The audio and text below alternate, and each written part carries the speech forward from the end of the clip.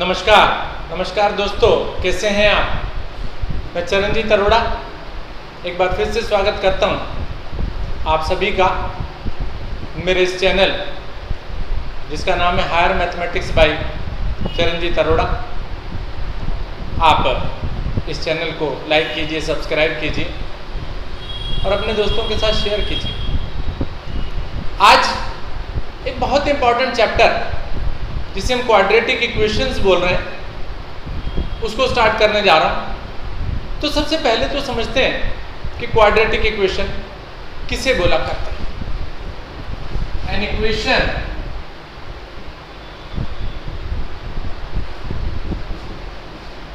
Of the form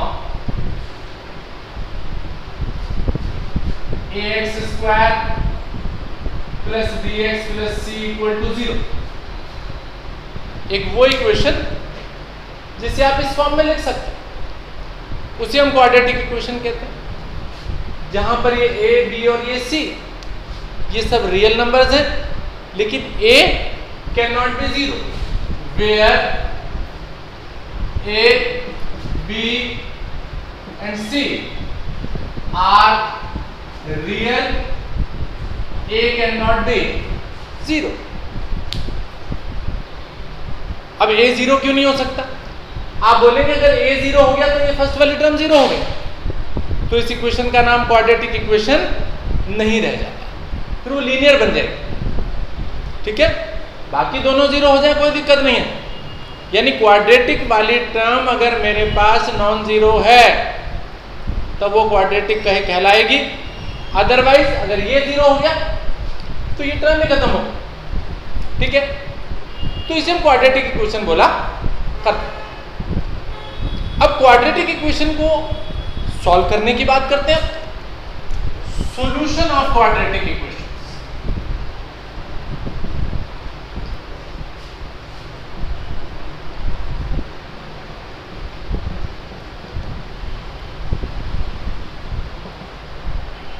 solution of quadratic equations. In quadratic equations को अगर मैं solve करूं तो आप देख रहे हैं 2 पावर वाली यानी 2 डिग्री वाली इक्वेशन है, तो इसको जब आप सॉल्व करेंगे तो आपके पास 2 आंसर आएंगे। क्या आएंगे? 2 आंसर्स आएंगे जिन्हें हम इनके रूट्स बोलेंगे। क्या लिखता हूं यहां पर मैं? Solution of quadratic equations. तो मैंने यहां लिखा on solving a quadratic equation we get 2 solutions। हमें कितने सॉल्यूशंस मिलने वाले हैं? 2 सॉल्यूशंस मिलेंगे, और वो जो 2 सॉल्यूशंस मिलेंगे उनको हम क्या कहते हैं?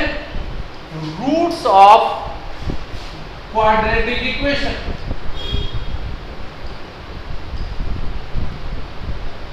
They are called the roots of quadratic equations। ठीक है, तो आइए अब सीखते हैं कि वो रूट्स ऑफ क्वाड्रेटिक इक्वेशन हम किस तरह से निकालेंगे। ठीक है, तो आइए देखते हैं कैसे निकाल रहे हैं उनको हम। तो आइए अब सीखते हैं सॉल्यूशन ऑफ क्वाड्रेटिक इक्वेशंस, और उसके लिए मेथड हम सबसे पहले आपको बता रहे हैं बाय फैक्टराइजेशन। क्या करना है मुझको? फैक्टर करने हैं, यानी उस क्वाड्रेटिक इक्वेशन को लीनियर फैक्टर्स की टर्म में मुझे ब्रेक करना है। इसे इससे पिछली क्लास में भी हम लोगों ने सीखा था।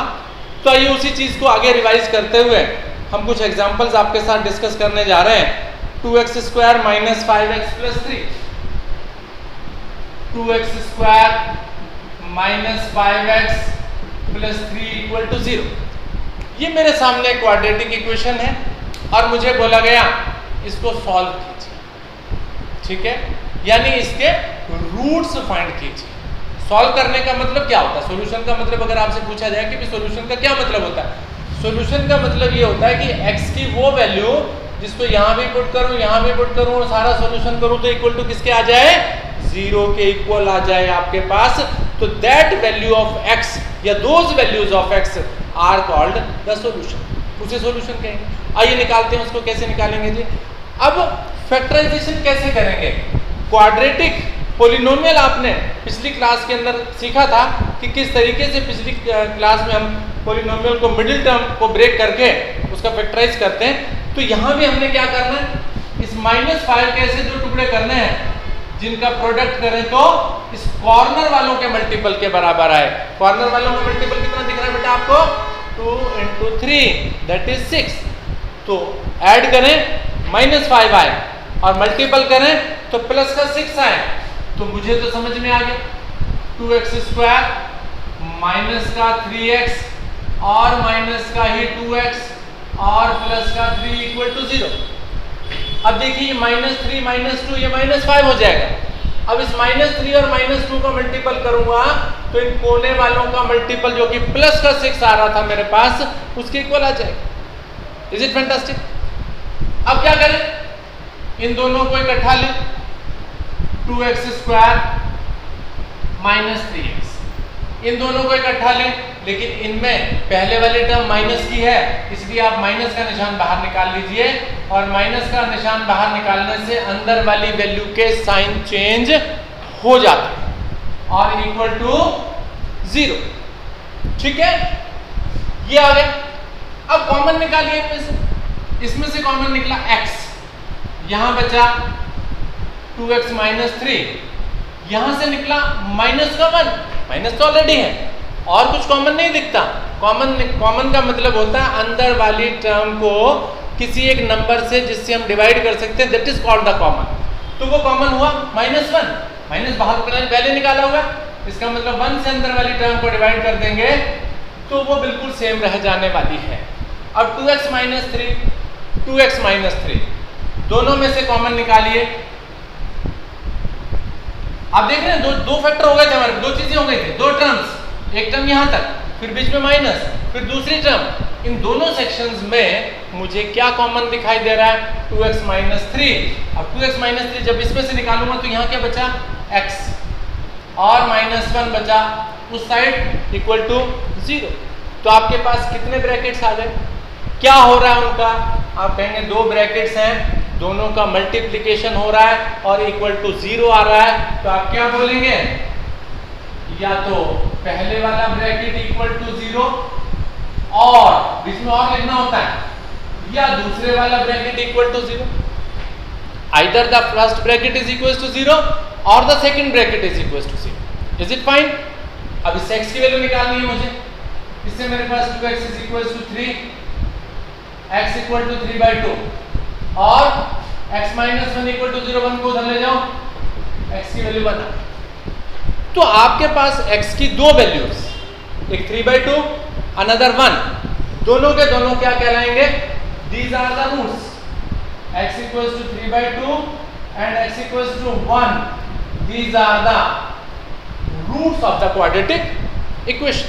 क्वाड्रेटिक इक्वेशन के रूट हो गए, यानी ये जो क्वाड्रेटिक इक्वेशन है इसके रूट हो गए। तो अगर आप x की वैल्यू 3/2 इसमें पुट करके देखेंगे 0 आएगा, 1 पुट करके देखेंगे 0 आएगा, यानी इस इक्वेशन को ये दोनों की दोनों वैल्यूज सेटिस्फाई करेंगी, इसलिए इसको इसका सॉल्यूशन हम लोग बोल रहे हैं। Is it fine? ठीक, आइए एक और बहुत ही इंटरेस्टिंग क्वेश्चन देखते हैं। इसको भी आपसे बोला गया सॉल्व दिस क्वाड्रेटिक इक्वेशन। आपको दिखाई दे रहा है 3x² plus 2√6x plus 2 equals to 0। अब इस क्वाड्रेटिक इक्वेशन को भी हम फैक्टराइजेशन करके सॉल्व करने की कोशिश करते हैं। क्या दिखाई दे रहा है आपको? आप देख रहे हैं मिडिल में आपको दिखाई दे रहा है -2√6। इसका मतलब इस -2√6 को 2 पार्ट्स में डिवाइड करना है, ऐसे 2 पार्ट्स में जिनका प्रोडक्ट इन कॉर्नर वालों के प्रोडक्ट के इक्वल आए। कॉर्नर वालों का मल्टीपल करोगे तो 3 into 2 दैट इज 6। ठीक है, तो 2√6 के 2 टुकड़े कर लो, जिनको मल्टीपल करें तो 6 आ जाए। तो मुझे तो समझ में आ गया क्या? 3x² को ऐसे रखो, ये 2 बार √6 है। अगर मैं इसको √6x माइनस √6x कर दूं तो -√6x -√6x तो हो जाएगा 2 टाइम्स √6x, और दोनों को मल्टीपल करूंगा तो आपका इन दोनों का कॉर्नर वालों के मल्टीपल यानी 6 के बराबर आ जाएगा। देख सकते हैं आप, -√6 लिया मैंने, दूसरा भी -√6 लिया, माइनस और माइनस का मल्टीपल होता है प्लस होगा और ये 6 आ जाएगा, और कॉर्नर वालों का मल्टीपल भी कितना आ रहा था मेरे पास, 6 आ रहा था। ठीक है, तो इसका मतलब मैंने ये दो जो फैक्टर कर लिए ये बिल्कुल करेक्ट कर लिए, और आगे क्या लिखा, +2 एंड देन इक्वल टू 0। ठीक बात है। अब क्या बताया था मैंने कहा था इन पहले वाली दो वैल्यूज को एक ब्रैकेट में डालो, दूसरे वाली दो वैल्यूज को एक ब्रैकेट में डालो, लेकिन अगर यहाँ नेगेटिव है तो नेगेटिव बाहर निकाल लो, अंदर के साइन चेंज कर दो और इक्वल टू 0 लगा। ठीक है, यहाँ तक कोई प्रॉब्लम है नहीं। अब मैंने कॉमन निकाला। अब कॉमन निकालना है तो थोड़ा सोचना है कि मैं कैसे कॉमन निकालूं इसको, जिससे कि ये और यहाँ दो ब्रैकेट बनने हैं और वो दोनों ब्रैकेट सेम होने चाहिए, इस बात को मुझे ध्यान रखना। अब देखिए यहाँ क्या कर सकते हैं, थोड़ा सा एक स्टेप और लिखता हूँ। ये जो 3 है इसको मैं लिखता हूँ √3 x² माइनस, यहां पर आपके पास 6 को लिखिए √3 √2x, करेक्ट, माइनस ये जो √6 है इसे आप लिखिए √3 √2 जैसे इसको लिखा था, और माइनस ये 2 है इसे भी √2 इक्वल टू 0। अब देखिए अच्छी तरह से समझ में आएगा आपको। यहां देखिए इन दोनों टर्म्स में से कुछ कॉमन, आप बोलेंगे √3 कॉमन और x कॉमन। √3 चला गया, इसमें से x चला गया, यहां बचा √3x, √3 कॉमन निकाल लिया, x भी कॉमन निकाल लिया, नेगेटिव √2। अब दूसरे ब्रैकेट्स पर आ जाइए, उसमें से क्या कॉमन, यहाँ x था, x। अब इसमें से क्या कॉमन, आप बोलेंगे √2 कॉमन निकाल लिया, यहां रह गया मेरे पास √3x और माइनस √2 इक्वल टू 0। अब आपने जो फैक्टर्स किए हैं वो ठीक हैं या गलत हैं, ये कैसे चेक होगा, ये चेक होगा कि ये दोनों ब्रैकेट सेम आने चाहिए। अगर ये दोनों ब्रैकेट सेम नहीं आते हैं तो समझिए आपने कुछ मिस्टेक कर दी, गलती कर दी इसमें, करेक्ट। तो आप देख रहे हैं यहाँ पर तो दोनों सेम आ गए। पिछले क्वेश्चन को भी अगर आप जाकर के देखें जो मैंने अभी कराया आपको, उसमें भी दोनों ब्रैकेट्स इस तरीके से बिल्कुल सेम है। तो आप देख रहे हैं दो टर्म्स हो गए हमारे पास, एक टर्म यहाँ तक है, ये बीच में माइनस का साइन है, एक टर्म और आगे है, दोनों में एक चीज कॉमन दिख रही है मुझे, what is that, √3x minus √2। तो √3x माइनस √2 इसमें से भी और इसमें से, दोनों में से कॉमन निकाल लिया, इसमें क्या बचा, इसमें से जब ये ब्रैकेट निकल गया तो बचा मेरे पास √3x और उधर बचा minus √2 is equals to 0, correct. फिर क्या किया था हमने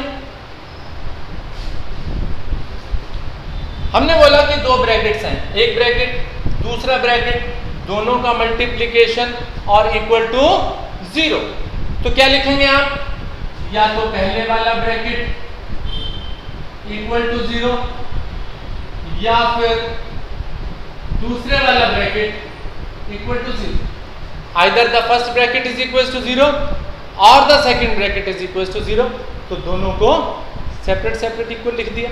अब क्या करूं, x की वैल्यू निकालनी है मुझे, √2 को उधर ले जाइए, ऐसा इधर भी कर सकते हैं, √3x इज इक्वल टू √2 और x की वैल्यू निकालूंगा तो √3 इसके अपॉन में ले आइए, x is equal to √2 upon में √3 और √2 अपॉन में √3।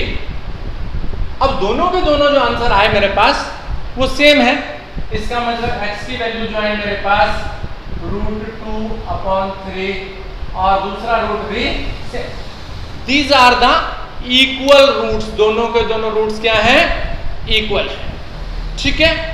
तो इस तरीके से आपने क्वाड्रेटिक इक्वेशंस को फैक्टराइजेशन करके किस तरीके से हम सॉल्व करते हैं ये सीखा। ठीक है। और इसके लिए आपको फैक्टर आना बहुत ज़रूरी है।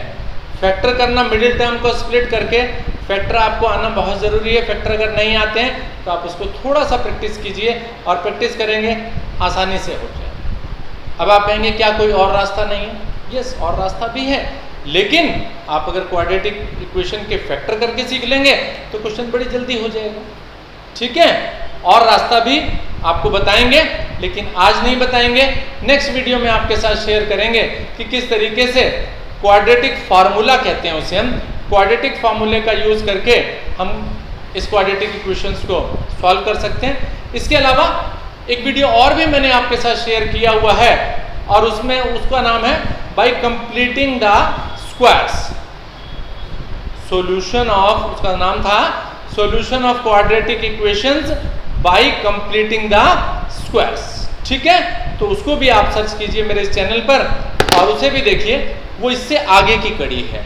यानी कहने का मतलब है कि ये जो क्वेश्चंस मैंने आपको कराए पहले इसे देखिए, उसके बाद उस वीडियो को देखिए, फिर तीसरी वीडियो भी मैं आपके साथ शेयर करूंगा। तो आज के लिए इतना ही। Thank you very much.